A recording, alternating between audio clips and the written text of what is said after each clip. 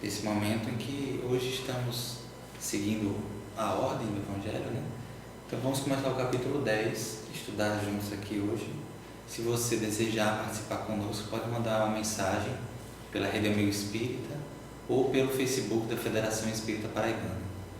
Ficaremos muito honrados em receber seu comentário, sua pergunta, fique bem à vontade. E antes de começarmos a leitura do capítulo 10, né, hoje vamos estudar o tema Perdoai para que Deus vos perdoe, né, que são os itens de 1 a 4. O capítulo 10 que é intitulado Bem-aventurados os que são misericordiosos. Vamos começar fazendo uma prece. Vou pedir para Abraão fazer a prece inicial. Pode ser, Abraão? Pode ser. Então vamos nos colocar de uma forma confortável, respirar profundamente, deixando sair na nossa expiração tudo aquilo que é tensão, toda ansiedade, para que possamos entrar de forma mais consciente em contato com a divindade, com Deus, com os amigos espirituais. Jesus, amigo e irmão de todas as horas. Neste instante nós nos reunimos para estudar o Teu Evangelho, para refletir sobre a vida, esse código que trouxestes para nós, de boa convivência com os nossos irmãos, de boa convivência inclusive para conosco mesmo, para que possamos gerar cada vez mais dentro de nós as boas energias, os bons pensamentos e os bons sentimentos. Que as nossas ações sejam cada vez mais reflexo de tudo aquilo que nós temos aprendido, para que o Evangelho seja vivo nas nossas ações. Assim, Senhor, nós te pedimos para que todos aqueles também que se unem a nós no mesmo pensamento, no mesmo sentimento, possam ser auxiliados pelos seus amigos espirituais no entendimento, na compreensão, para que quando o momento oportuno de vivenciar cada ensinamento, possamos ter a lembrança, a coragem e a força necessária de agir conforme Tu nos orienta. Assim, Senhor, divino amigo, sabendo que Tu sempre estás conosco, nós te pedimos também que nos ajude a estar sempre contigo, hoje e por todo sempre. Que assim seja. Que assim seja. É nessa vibração que começamos hoje mais um estudo. Você é nosso convidado, assim como agradecemos a presença dos nossos amigos aqui hoje. E pegue já seu livro, Evangelho, sua água, caso deseje, para fluidificar, e que possamos estar realmente de coração aberto para receber a mensagem de Jesus. O capítulo de hoje, o capítulo 10, repetindo, Bem-aventurados os que são misericordiosos. Nós vamos começar a fazer a leitura, você possa acompanhar conosco. Eu vou pedir para que Roberta leia os itens 1 a 3, e a gente vai dar uma pausa, comentar um pouco, depois lemos o item 4. Certo. Perdoai para que Deus vos perdoe. Primeiro item. Bem-aventurados os que são misericordiosos, porque obterão a misericórdia. Item 2. Se perdoardes aos homens as faltas que cometerem contra vós, também vosso Pai Celestial vos perdoará os pecados. Mas, se não perdoardes aos homens quando vos tenham ofendido, vosso Pai Celestial também não vos perdoará os pecados. 3. Se contra vós pecou vosso irmão, e de fazer-lhe sentir a falta, em particular, a sós com ele. Se vos atender, tereis ganho o vosso irmão. Então, aproximando-se dele, disse-lhe Pedro: Senhor, quantas vezes perdoarei a meu irmão quando houver pecado contra mim? Até 7 vezes? Respondeu-lhe Jesus: Não vos digo que perdoeis até 7 vezes, mas até 70 vezes 7 vezes. Mateus. Muito bom. Kardec, então, relaciona aí 3 passagens do Evangelho, né? Que tem muita relação entre si. Nós falamos sobre a misericórdia. Isso. E sobre o perdão. Mas primeiro sobre misericórdia, o que a gente poderia definir bem assim o que seria misericórdia? O que vocês acham? Alguns falam da raiz, né? Córdia é coração e miséria, e colocar o coração na miséria do outro. Alguns estudiosos falam dessa forma. Isso. Eu vejo como compaixão, mas o que vocês acham?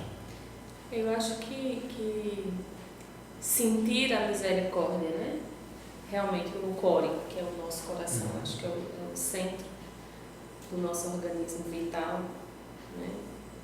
Que sente mesmo o amor ao próximo. Eu acho que para a gente conseguir chegar nesse estado, a gente precisa se colocar no lugar do outro. Sim. Verdadeiramente, num estado de compaixão mesmo, mas ele nasce desse amor no coração. Quando a gente olha e diz assim, mas se fosse eu?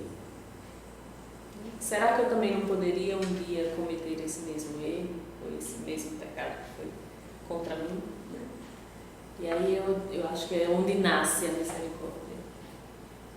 Compreensão, né? Isso. Talvez também. Antes da misericórdia, eu estava refletindo aqui, porque, assim, a gente diz às vezes que nossa cultura é povoada de coisas do Oriente, e é verdade, né?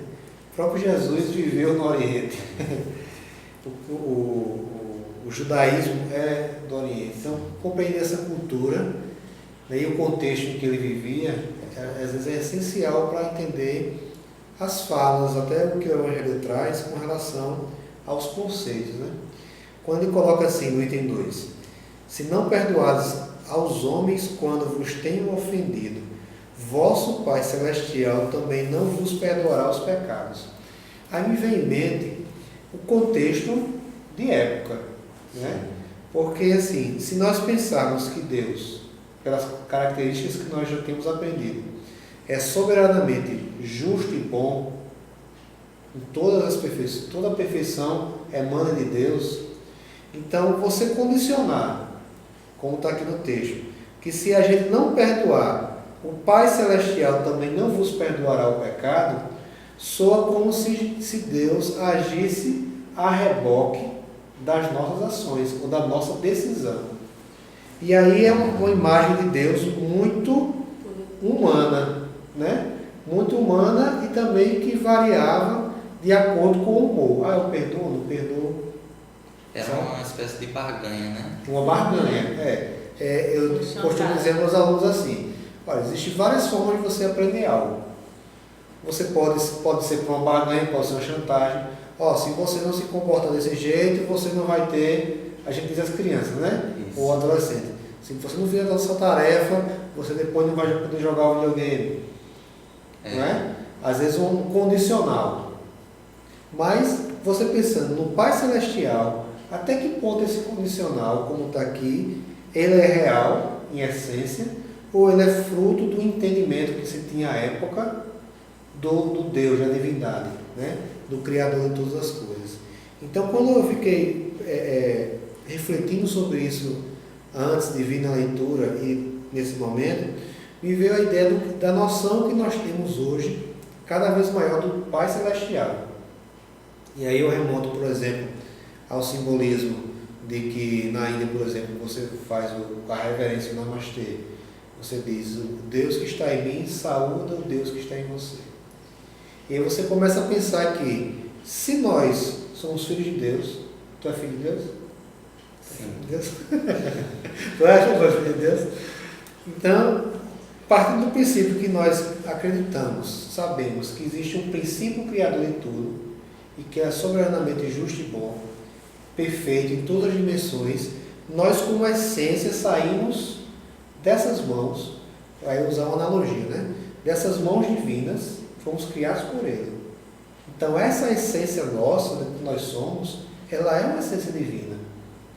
É uma essência a algo, ao cerne, ao centro do Espírito, que sou eu que falo agora, mas não tenho total consciência que cerne é esse. Então eu saí dessa mão perfeita. E aí quando traz aqui esse Pai Celestial também vos perdoará o pecado, eu fiz a comparação, aí quem concordar ou não, pode fazer sua referência. Eu coloquei esse Pai Celestial como esse Deus que habita em mim.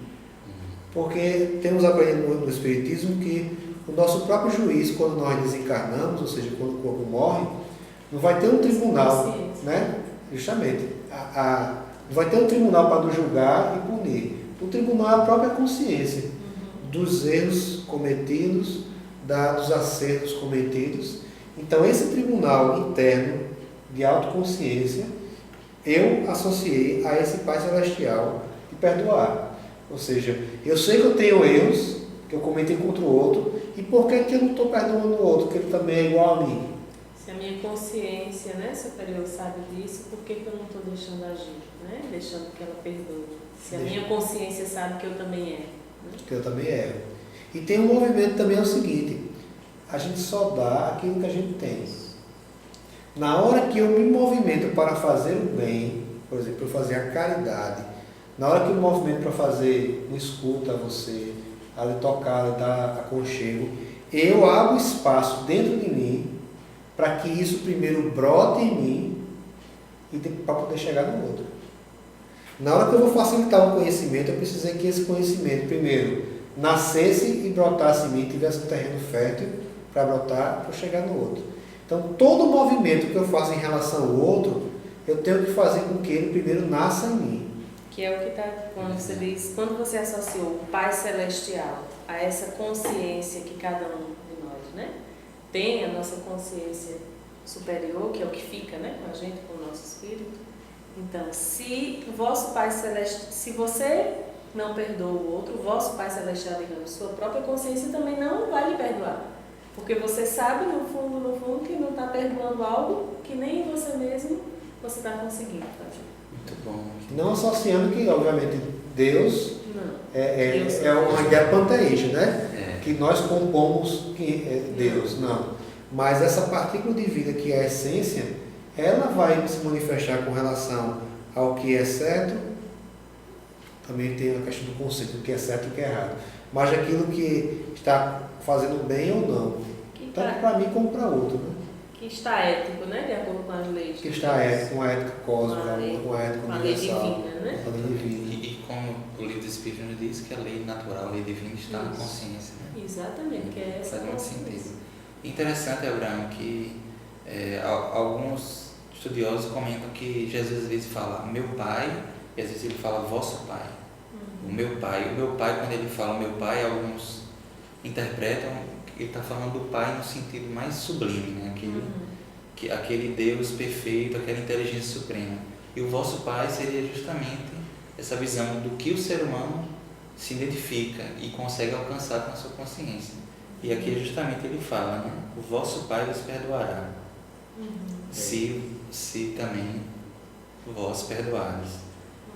É muito interessante. Também tem o fato de que naquela época, como você falou bem, o contexto era bem diferente, as pessoas viviam uma infância espiritual. Você até falou que com as crianças a gente tem que ter um certo trato diferente, né?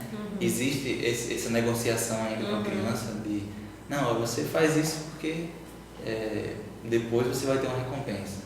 Até que ela própria possa amadurecer. Exatamente, né? Talvez também seja próprio da linguagem necessária para aqueles espíritos ainda. Mas hoje a gente, com a contribuição da doutrina espírita, a gente pode trazer essa nova luz e entender sob a nova perspectiva. Né? Aí eu lembrei agora, por exemplo, de uma contribuição da ciência. Hoje se sabe cada vez mais pesquisas de toxinas que existem no organismo, que são liberadas pelo cérebro, que são liberadas no organismo. Pessoas que guardam rancor, pessoas que são rancorosas, pessoas que não perdoam, elas geralmente soltam, distribuem pelo seu corpo uma quantidade de toxinas que vão, ao longo do tempo, como é a palavra que a gente pode usar? Elas vão se entranhando nas células, nos órgãos, em todo o organismo e vai propiciando um sistema de desequilíbrio, inclusive orgânico. Tem até um ditado que diz assim: aquela pessoa que não perdoa e quer se vingar é como se fosse um copo de veneno. Aqui está um copo de veneno. Aí eu quero que o outro tome esse veneno e morra. Só que o vingativo, ele primeiro é o que toma o veneno, esperando que o outro morra. Então, na realidade, você alimenta aquilo dentro de você, alimenta, cultiva, fica preso ao outro, porque o outro me fez isso, o outro agiu mal comigo, o outro foi antiético. E na hora que eu vou alimentando esse pensamento recorrente, esse sentimento recorrente, eu vou primeiramente adoecendo o espírito, o organismo físico também. Então eu sou o primeiro prejudicado quando eu não perdoo.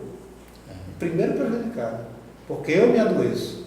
Eu adoeço o organismo físico, adoeço o meu psiquismo, adoeço os meus sentimentos, ou seja, toda a minha energia, todo o ser integral, ele fica adoecido, preso naquele tipo de sentimento, naquele tipo de vibração.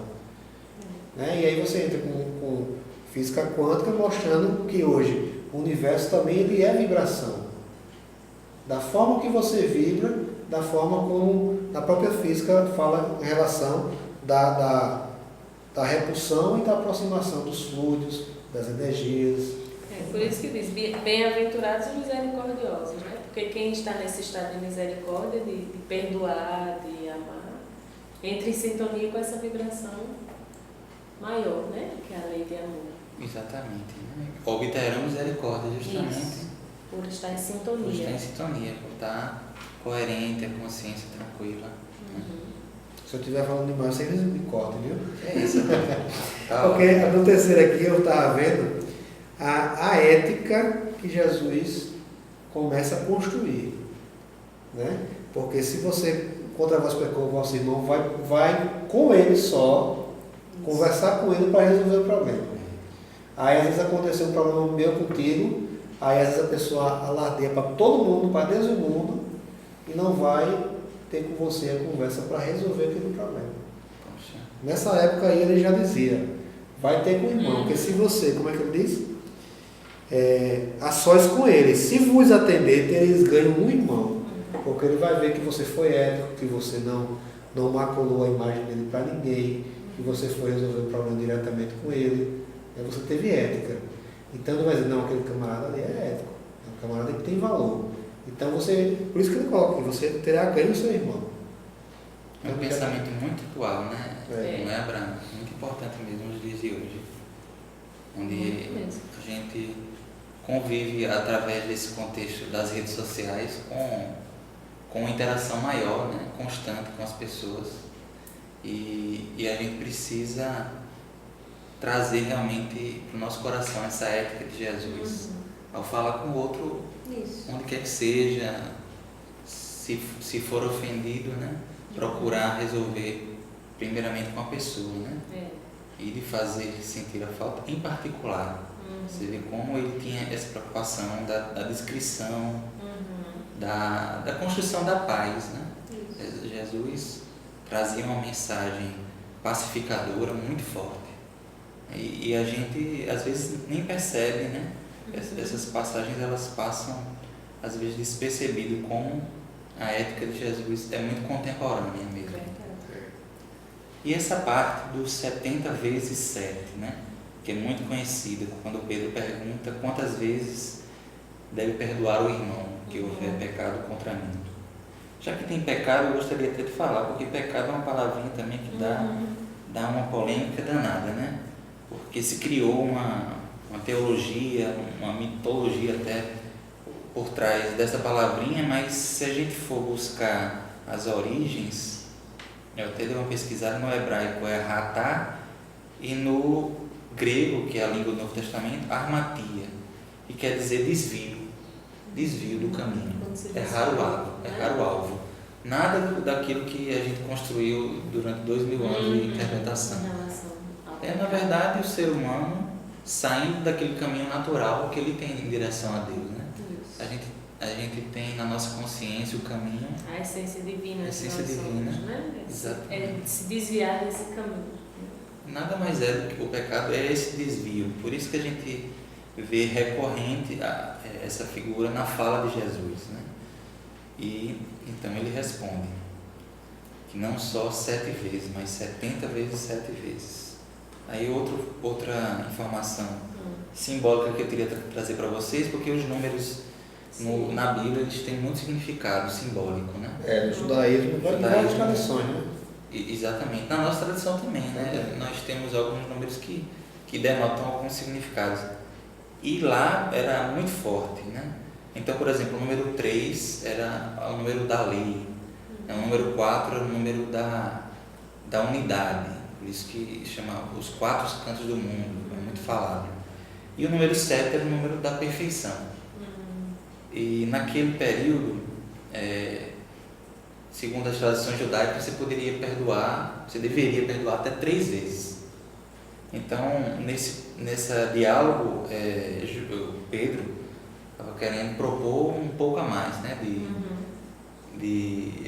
Talvez querendo já reformar. Isso. E Jesus falou para ele que não se trata de números, né? 70 vezes 7 vezes o número da perfeição, que é o número 7. Quer dizer, não importa a numeração, esse é um número gigante, porque se a gente for fazer realmente essa multiplicação, vai dar 490, né? Mas se a gente pensar que é um número que significa a perfeição, é você buscar perdoar de um modo perfeito, né? De um modo extremamente perfeito. Né? Eu ri porque é o seguinte, a conta dá essa, né? Mas assim, é justamente porque o ato de perdoar, eu interpreto assim, quando Jesus tira das 7 vezes e propõe 70 vezes 7 vezes, é porque o ato de perdoar, ele não é só um ato mental, não é só um ato do entendimento, até nas causas que fizeram com que aquela situação acontecesse, como o Alberto colocava no começo. Perdoar, ele, como Jesus foi o maior mestre, o maior avatar do amor. Então, na realidade, a minha leitura é que ele, quando faz essa colocação, eu sempre vou complementando com o que vocês estão colocando, e eu coloco ainda essa questão de que é uma desconstrução até de refletir sobre a necessidade de perdoar, mas uma necessidade tão grande que você não precisa contar quantas vezes. Perdoa, sabe? Então, como eles também já eram muito mentais e nós somos também muito mentais, não que mental seja ruim, mas eu posso dizer assim, uma pessoa pisou no meu pé, aí eu perdoei. A pessoa pisou a segunda vez, eu perdoei. A pessoa pisou 5 vezes no meu pé, eu perdoei. Aí daqui a pouco eu penso assim, mas danada, essa pessoa só pisa no meu pé, ou seja, vai vir naquela revolta, aquela inquietação mental, o que está acontecendo que ele só está pisando no meu pé? Sabe?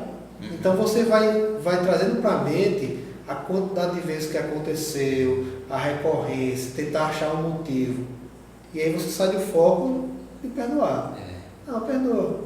Você vai acumulando aquilo. Na verdade, você não esqueceu o que passou antes, né? Você vai condicionando um perdão ao outro e fica realmente nesse ciclo. Ou então só pensando e deixando de sentir, né? O perdão. Isso. Sentir o perdão. Exatamente. Eu vou ler aqui o item 4, que fala justamente disso que a gente está comentando. Que infelizmente estamos já chegando perto do final. A misericórdia é o complemento da brandura, porquanto aquele que não for misericordioso não poderá ser brando e passivo. Só contextualizando, o capítulo anterior foi bem-aventurados os brandos e os pacíficos, né? Então, uma coisa leva a outra, né? É um caminho que o Kardec vai percorrendo no Evangelho segundo o Espiritismo, é muito interessante. Então, a misericórdia, né, ela consiste no esquecimento e no perdão das ofensas. O ódio e o rancor denotam alma sem elevação, nem grandeza. O esquecimento das ofensas é próprio da alma elevada, que paira acima dos golpes que lhe possam desferir. Uma é sempre ansiosa, de sombria suscetibilidade e cheia de fel. A outra é calma, toda mansidão e caridade. Ai daquele que diz, nunca perdoarei. Esse, se não for condenado pelos homens, sê-lo-á por Deus. Com que direito reclamaria ele o perdão de suas próprias faltas, se não perdoa as dos outros? Jesus nos ensina que a misericórdia não deve ter limites, quando diz que cada um perdoe ao seu irmão não 7 vezes, mas 70 vezes 7 vezes. Isso. E no último parágrafo ele vai falar das 2 maneiras bem diferentes de perdoar. Há, porém, 2 maneiras bem diferentes de perdoar. Uma grande, nobre, verdadeiramente generosa, sem pensamento oculto, que evita com delicadeza ferir o amor próprio e a suscetibilidade do adversário, ainda quando este último nenhuma justificativa possa ter. A segunda é a em que o ofendido ou aquele que tal se julga impõe ao outro condições humilhantes e lhe faz sentir o peso de um perdão que irrita, em vez de acalmar. Se estende a mão ao ofensor, não faz com benevolência, mas com ostentação, a fim de poder dizer a toda a gente, vede como sou generoso. Nessas circunstâncias, é impossível uma conciliação sincera, de parte a parte. Não há aí generosidade. Há apenas uma forma de satisfazer o orgulho. Em toda contenda, aquele que se mostra mais conciliador, que demonstra mais desinteresse, caridade e verdadeira grandeza de alma, granjeará sempre a simpatia das pessoas imparciais. A fala, então, de Kardec complementando essas passagens. Interessante. Isso, e assim, às vezes a gente acha que essa colocação, não, eu perdoo, se sentindo superior ao outro, né? Constrangendo às vezes o outro para mostrar que o outro precisa lhe pedir perdão. Esse não é o perdão verdadeiro, né? Não é o perdão de dentro e que na verdade nos ajuda. E há também aquele perdão que diz, se eu perdoo, deixa com Deus, Deus é que resolve. Às vezes é até inconscientemente querendo que o outro se ferre lá na frente. Também ainda não é o verdadeiro perdão. E o esquecimento, claro que nenhum de nós pode ter amnésia, né? De repente esquecer aquilo que foi ruim. Não é esquecer o que foi ruim, mas quando lembrar não ter mais nenhuma raiva, né? Não ficar alimentando nenhuma emoção negativa dentro de si.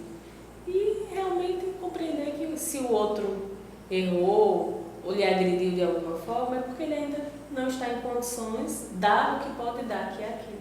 E se você tiver em condições já de superar ou reconhecer, ou ter compaixão e deixar que aquela pessoa verdadeiramente vá em paz e você fique em paz, é quando acontece o verdadeiro perdão.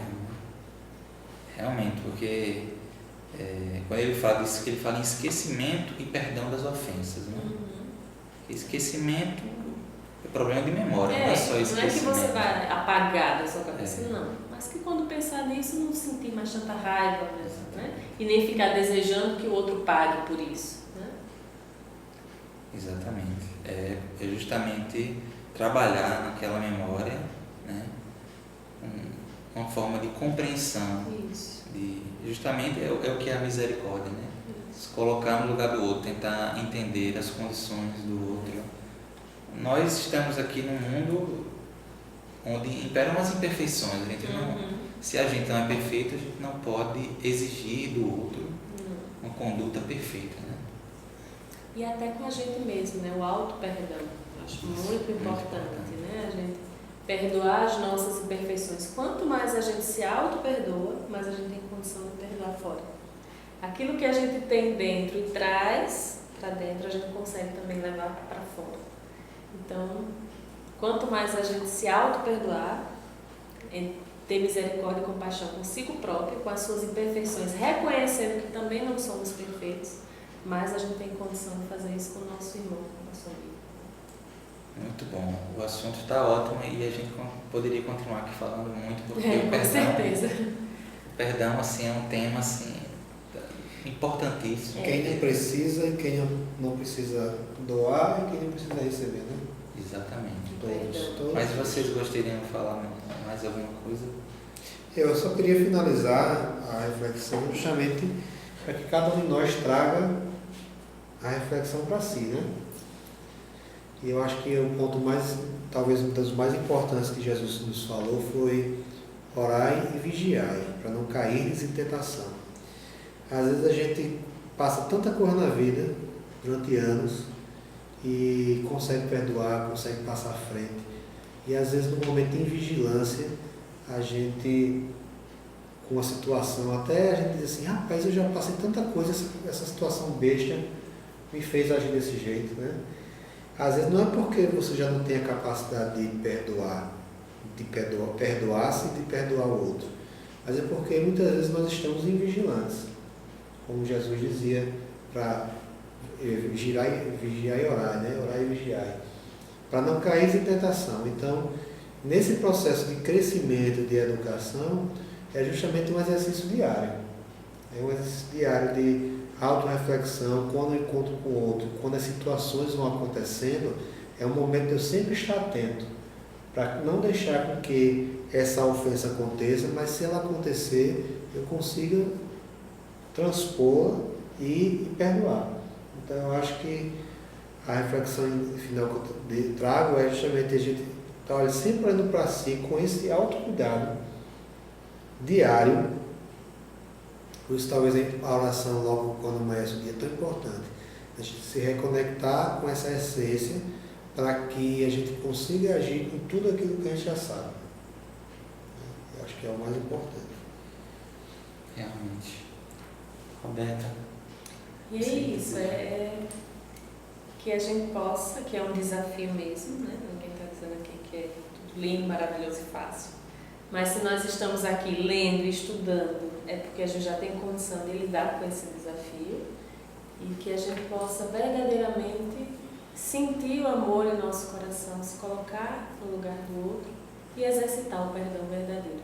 Porque com certeza todos ganham, você mesmo, né? Eu mesmo e quem está ao meu redor. E assim a gente ajuda, né? Nesse momento do planeta, nesse processo de regeneração. É verdade, como vocês falaram, as oportunidades de exercitar não vão faltar, não é isso? São abundantes. Da hora que a gente acorda, da hora que vai dormir. Exatamente. Muito obrigado, meus amigos, por estarem aqui conosco. Nós que agradecemos a oportunidade. Agradecemos aos que acompanham conosco, seja pela Rede Amigo Espírita ou também pelo YouTube da Federação. Caso você tenha gostado do tema, deseja mandar alguma mensagem ou pergunta, pode escrever para a gente aí no YouTube, no campo das mensagens. Pode nos mandar, com certeza a gente vai ler com carinho. Vamos agora fazer a nossa prece final. Vamos buscar nesse momento de grandes reflexões, de vibrações positivas, a presença dos nossos amigos espirituais que nos intuem e direcionam esse trabalho de evangelho no lar, que nós possamos buscar manter essa prática nos nossos lares, né? Assim como nós estamos fazendo, cada casa realmente tem a sua necessidade, a importância de trazer o Jesus para a família. Roberto, você pode fazer a nossa prece? Deus, energia divina e criadora desse imenso universo, Jesus Cristo, Mestre amado e querido, amigos espirituais, benfeitores, que nos auxiliam nesse processo de reencarnação aqui na Terra, como trabalhadores da seara de Jesus. Nesse instante, agradecemos a todos vocês a oportunidade de estarmos aqui agora, em sintonia contigo, Jesus Cristo, com os teus ensinamentos, com essa energia tão sublime, amorosa e criativa do universo, que é o amor. E nesse estado de consciência em que nos entendemos como os aprendizes aqui na Terra, queremos afirmar a nossa vontade de agir no bem, exercitando o perdão conosco mesmo, o perdão ao nosso próximo.